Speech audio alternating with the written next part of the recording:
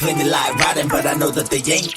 They see the red and they call me a devil, but mind the treble, let me level with you. I used to idolize rappers that paint they face, but now I rock the blood of Christ ever since I've been saved by grace.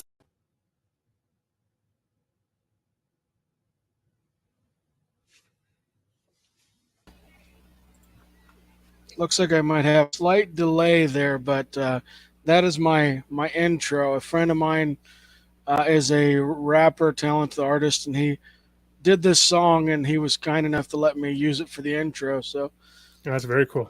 yeah, so I probably have one of the top 3 Christian intros on YouTube, in my opinion. Yeah, probably so. So this is my second time sitting down to chat with you. What is new? I know we talked a little bit offline about a new book that you had released not too long ago. Yeah, I think we probably talked about a year ago. And so my book, Jesus Loves Canaanites, had recently come out at that time. Since then, I had a new book come out in the spring, Progressive Christians Love Jesus Too.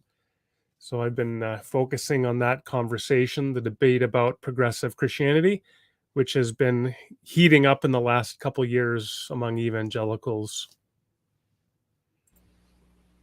Yeah, it's an excellent topic. It's questions that we should be asking. What is a Christian? What would take us outside of the fold of Christianity?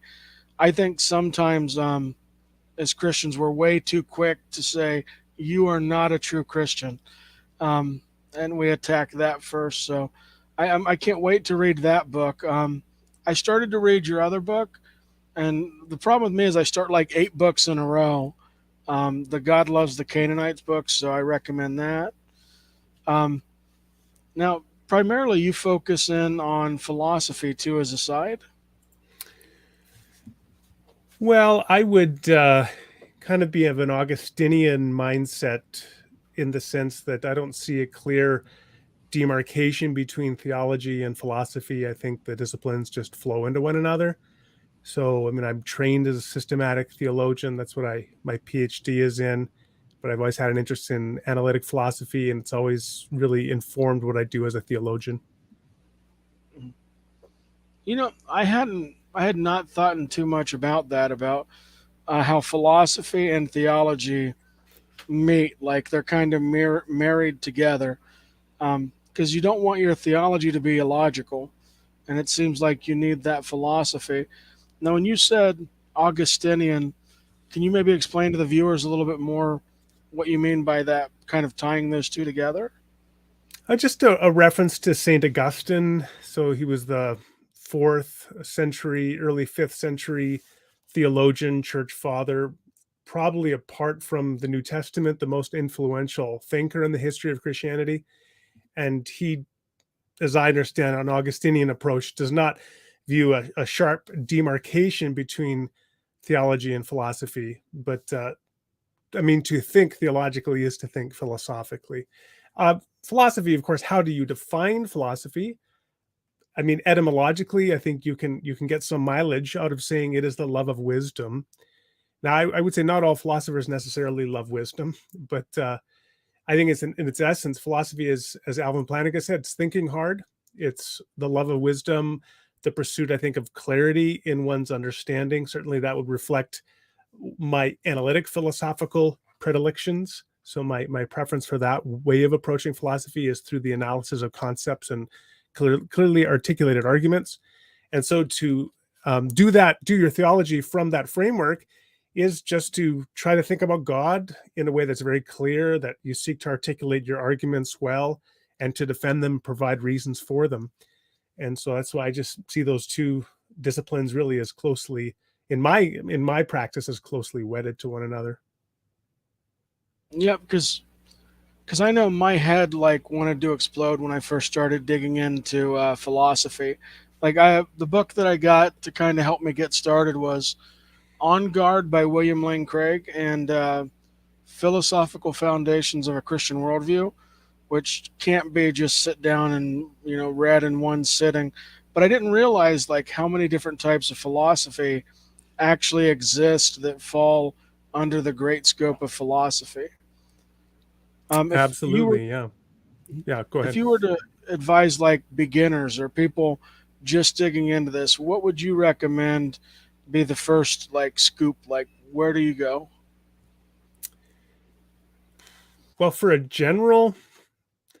uh, for a general introduction to philosophy is one thing. For an introduction to thinking, you mentioned the book On Guard. So that's William Lane Craig's popular complement of his slightly more academic book, Christian Apologetics, or Reasonable Faith. It used to be called Christian Apologetics in the 80s. But Reasonable Faith, that's actually an introduction to apologetics, but it is very philosophical in orientation because Craig is a philosopher and his orientation to apologetics is thus a philosophical one. So if you wanted a sort of Christian apologetic focused introduction to philosophy, I would certainly recommend that book, On Guard or Reasonable Faith. Oh, and you mentioned Philosophical Foundations for a Christian Worldview, which Craig co-authored with J.P. Moreland. I think it's a good book as well. I actually just had a debate with Doug Groothuis, which hasn't come out yet, but it's going to be coming out in a couple of weeks, on Unbelievable with Justin Brierley, and he wrote like a 700-page book on Christian apologetics. I think that's just the title, and that's a very good book. So those are all introductions to the field, and in the case of the Philosophical Foundations or the Groothuis book, very comprehensive approaches. But in terms of apologetics, if you wanted like a classic introduction to philosophical problems, there'd be, I think, a couple different ways you could go about it. One would be to look at a topically based book that just looks at philosophical problems. Bertrand Russell's book, The Problems of Philosophy, is close to 100 years old, but I think it still is a great introduction to philosophical thinking and philosophical problems generally. Thomas Nagel wrote a book about 35 years ago called What Does It All Mean? A very accessible introduction to philosophical thinking and philosophical problems. And lastly, I would say another way to approach it would be through a work on the history of philosophy. And there are just many different approaches to the history of philosophy, but what they do is they take you through the history of philosophical ideas. And so you can understand back to the pre-Socratics and then Plato and Aristotle on down to our own day, how philosophical thinking developed. And so that would be another great approach, I would think. No, that's good. And you mentioned you had a debate that's coming up, and it kind of intrigued me because it sounds like it was with another Christian philosopher. Are you guys debating one particular topic of interest? So that is in relation to my book that came out, Progressive Christians Love Jesus Too. It was initially proposed. So that book, when I wrote it, it was a response to a book by a conservative Christian named Alyssa Childers, who wrote a very popular book just 2 years ago in 2020 called Another Gospel. And the central thesis of her book is that progressive Christianity is another gospel and it's another entire religion, which I think is a manifestly false and frankly harmful claim. So I wanted to defend or to debate somebody on the topic: is progressive Christianity another religion? Doug Groothuis agreed to debate, but after we were prepping, he said, well, he'd like to reframe the debate a little bit. Not that it's about debating Childers' book as such, but just more of a conversation and debate between sort of more evangelical conservative perspective that he would represent and then a more progressive perspective that I would represent. And so that ended up being the exchange that we had. I am interested, I will say, in having a debate with anybody who wants to defend the claim that progressive Christianity is another religion. I've had no takers, unfortunately, in the last 4 months, although there are many people like Sean McDowell who are, and of course Alyssa Childers herself, who are promoting the idea that progressive Christianity is another religion, but there's nobody who wants to have a formal debate or even, I think, an informal discussion on that view. And because I do think it needs to be challenged. I don't think it's a true view, and I do think it's harmful.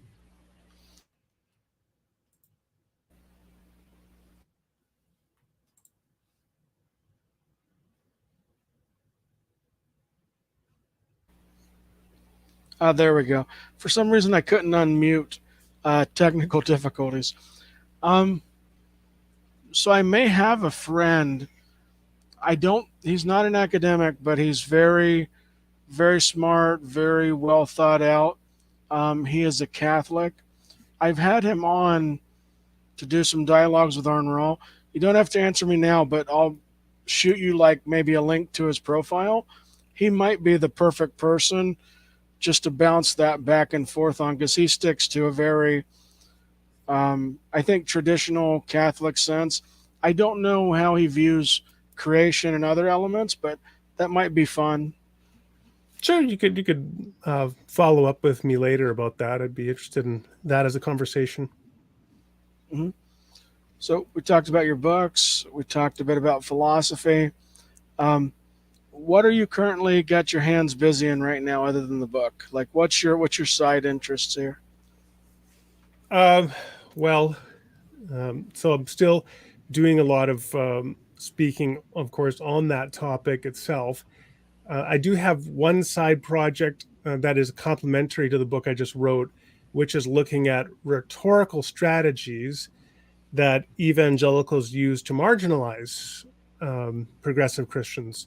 And I'm going to have a different chapter on each one of these rhetorical strategies, such as straw manning and reification, and some other ones, shifting goalposts. Uh, Now, it's going to kind of focus on the how they're interacting with progressive Christians, but it would potentially have a much broader application than that, because you can find those kinds of rhetorical strategies, and which are really fallacies, being used in many conversations and contexts. I don't know that I'll ever finish that book, but I've done, probably 100 hours of work on it, so it's a good chance I will end up finishing it. The other thing I am chipping away at is a book on thinking theologically about the LGBT question. Of course, that's one on which continues to be a matter of huge ongoing discussion and debate, and there's no shortage of books about that, but I do think I can potentially bring something a little different to the table. Yeah, I think that one thing that as a Christian with an online presence that we probably don't do very good is how we interact with this community in particular, and how we view things, or um, making blanket statements like there's only male or female, for example, when we know that there's XX X chromosome, and I think XXY, and that it's not just as simple as A and B. So I think that would be something neat to hear, or to have people explore and kind of dig into. What should the Christian response be on this issue? Well, if we're talking about the existence of intersex people, so that is people who are biologically or genetically and or physiologically neither male nor female, that's a really interesting question, because that's different than the transgender issue. It's also different than the question of Mhm. same-sex attracted people. It's a very different question.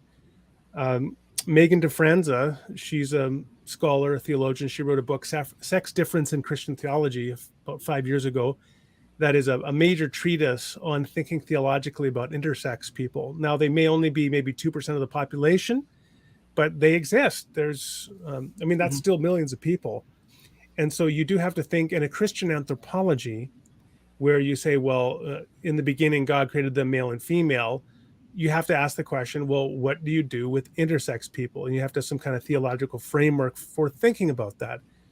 Now, intersex people are often drawn into the wider LGBT conversation, because that whole conversation is really a coalition, a loose coalition of interests of people who are, for various different reasons, they're questioning heteronormativity, which is the centrality of people who are cisgender.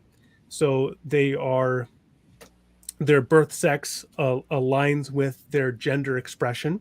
So I was born biological male, and I am a biological male, and I'm a male in my gender expression, and also people who then are opposite sex attracted. So cisgender and opposite sex attracted. That's the heteronormative kind of paradigm that's dominated Western society. But there are many people who don't fit the heteronormative paradigm that's dominated Western society. So you have people who are same sex attracted, or you have people whose gender expression does not align with their birth sex, or you have people who were born who are not male or female. All of those people, for different reasons, fall outside of the heteronormative paradigm. But for that reason, they all kind of, I think, have joined together, you could say, in a broad coalition that is often put under the rainbow flag or LGBT dot dot dot. and for various reasons, they want to question that heteronormative paradigm. And so that has been an ongoing source of theological discussion and debate. It really began, I would say, in the late 60s, the modern gay rights movement began.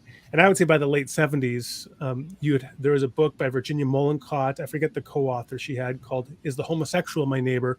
And I think that was a really significant book raising this issue. And then John Boswell in the 80s. And so it's been going on now for about 40 years. But I would say just in the last 10 years, it has really been moving into the evangelical community. And so it's no longer just something that the liberal and mainline churches are dealing with.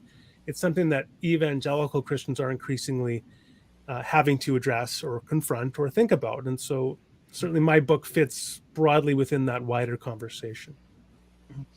Yeah, I think my favorite resource on this issue is a gentleman by the name of Psy Rogers, S-Y and then Rogers for the last name.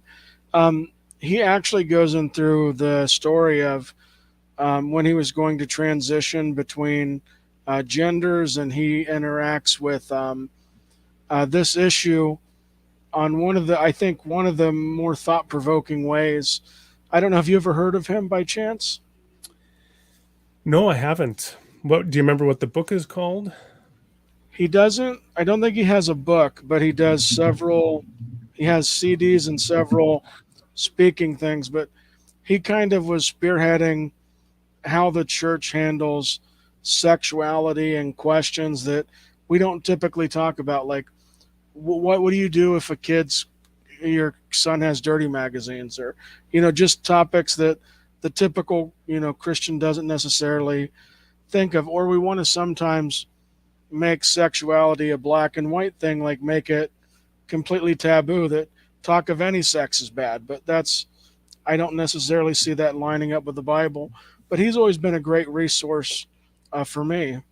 Well, I just looked him up, Wikipedia, so now I know that tragically he passed away of cancer in 2020 at the age of 63, and he was a former president of Exodus International. So that would place him within that context as, at that time, part of the ex-gay movement. And so that's one piece of this whole conversation in terms of LGBT issues.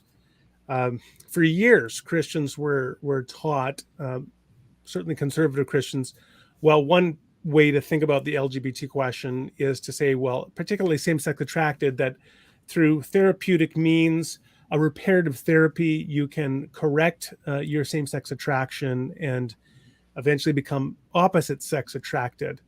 And then ministries like Exodus International existed for years teaching that. But Exodus International shut down, I believe, in 2013. And the president apologized at that time, said that, in fact, this approach of reparative therapy had not been successful, and the vast majority of people had never had any change in orientation, which, from a traditional non-affirming position, raises the issue. So how do you think about same-sex attraction? The other big approach, apart from offering the opportunity of changing one's sexual orientation, the other big approach is to give people a new theological framework for thinking about celibacy. And so that has been the approach of people like Wesley Hill and his book, Washed and Waiting, which is a really important book in this conversation. No, this is it's definitely been very, very good conversation to have in the middle, because I just, like I was saying a few minutes ago, when Christians do engage on this, we don't do a very good job of having a conversation on it. So I appreciate the notes, the thoughts that you mentioned. I'm saddened to see that Psy passed away. He was a great resource of mine in early Christianity, sermons, other things that he did. And then, yeah, sorry to drop that on you mid-interview here, but it's okay.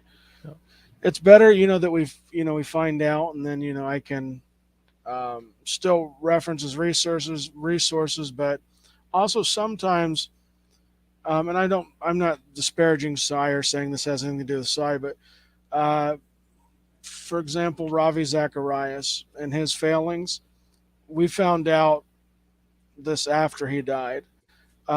So if you have a person, like once you're dead, it's very hard for you to mess up theologically or be committing great sins, if you kind of get where I'm saying. So I think that he'll be a great resource to share on. Um, So what are you saying, that once a person dies, there will be no more surprises because they can't do anything else that will disappoint you? I think to some degree that's the case. Is that I think it's kind of like you you live long enough to where somebody's going to find out something bad you've done or a sin you've committed, and they're always going to try to pull it out and throw it at you, which is why I'm more of the mindset that sins are things that people should be allowed to work through and shouldn't be things that we as Christians necessarily blacklist other Christians for. And I think we're all too quick to do so. I mean, I would just say for Ravi, I was a vocal critic of Ravi during his life. I believe during his life that he was a false teacher and charlatan. And so I mean, part of it was Steve Boffman, who who was writing it. He's an atheist, but he was doing an investigatory work as an amateur of Ravi, and I found his arguments very compelling for Ravi's habitual fabulism. In other words, embellishing his credentials and frankly lying to people about various things. And then his questionable relationships with women. All of that information much of it was publicly available prior to RZIM or RZIM doing the investigation posthumously.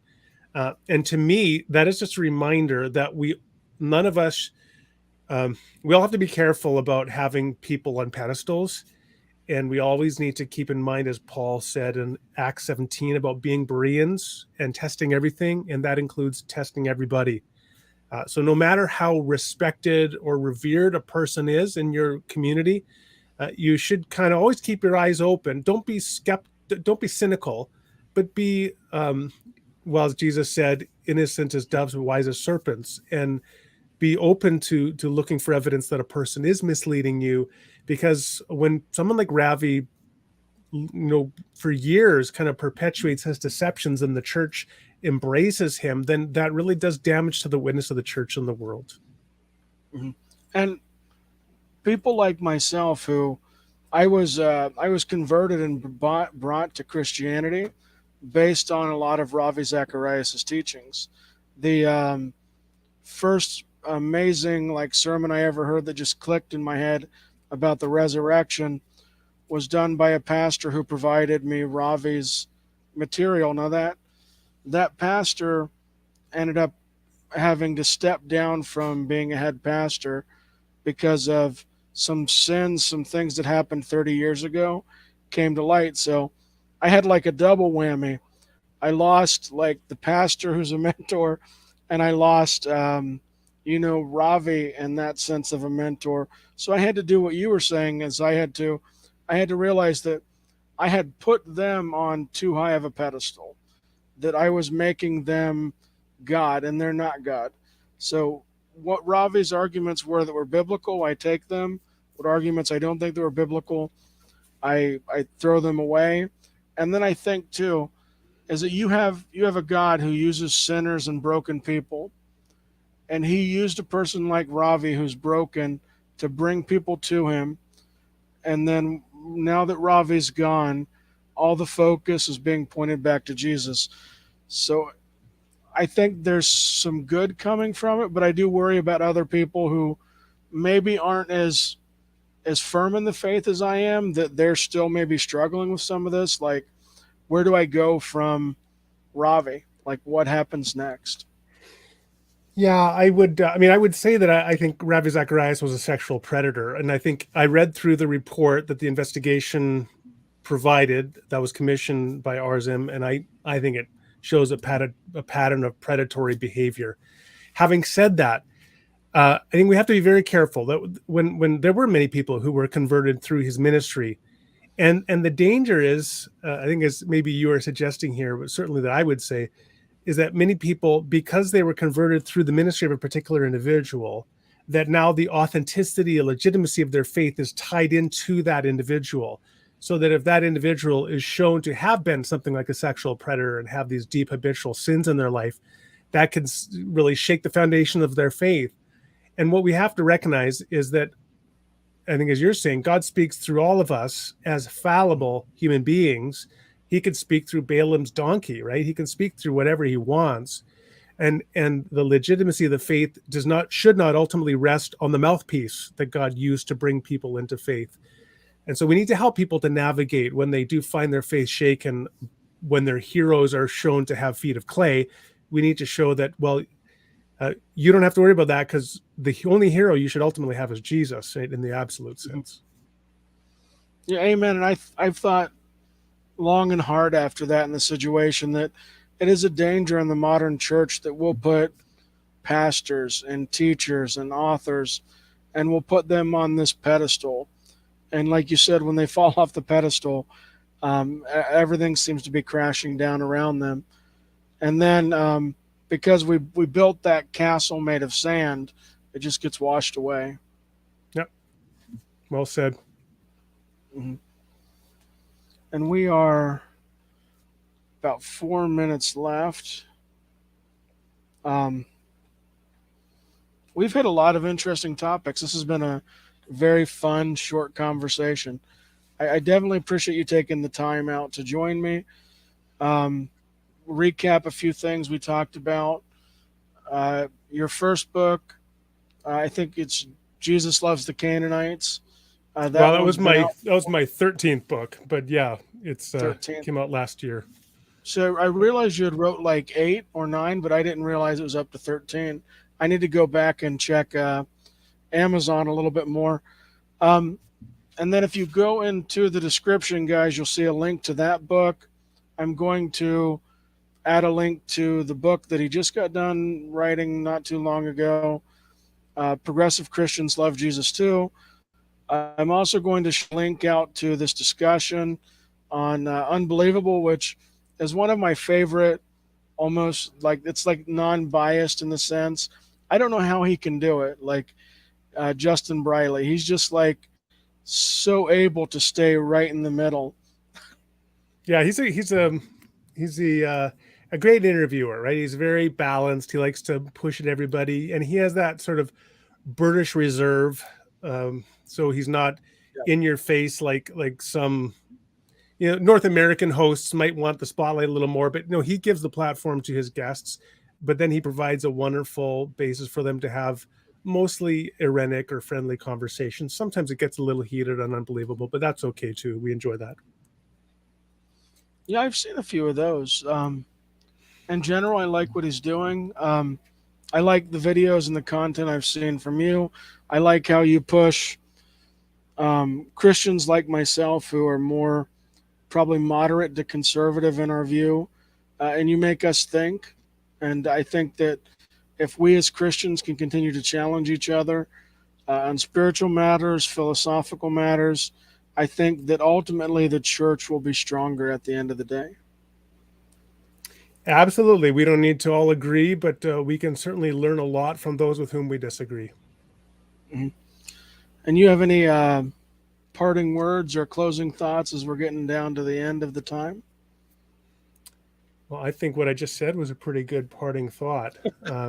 We live in an increasingly polarized age. I just watched a video by happenstance a day or two ago on YouTube from some left-wing guy in Texas talking about how he hates Trump supporters and giving an explanation as to why it's good to hate Trump supporters. And I thought, this is crazy. Like the degree to which people are digging in and trying to justify their hatred and dehumanization of people from outgroups that they don't agree with is really getting into dangerous territory. And I mean, among other things, I think it places us all at risk, and it threatens to weaken the social fabric and the free society. We need to have a society in which we welcome disagreement, even on deeply polarizing issues, and where we continually strive to try to understand why other people think differently than us and what we can learn from them despite the disagreement. And so I think we've touched on a little bit of that today. So thank you very much for having me, James. No, appreciate it. Guys, Like and subscribe if you enjoyed the content. Unsubscribe if you didn't, although I'm not supposed to tell you that. And I'm going to kick the outro once again. Thank you, Randall, for joining me. I go hard in the paint, yeah, homie, I'm a saint. Ride or die. Many claim they like riding, but I know that they ain't. Ride or die.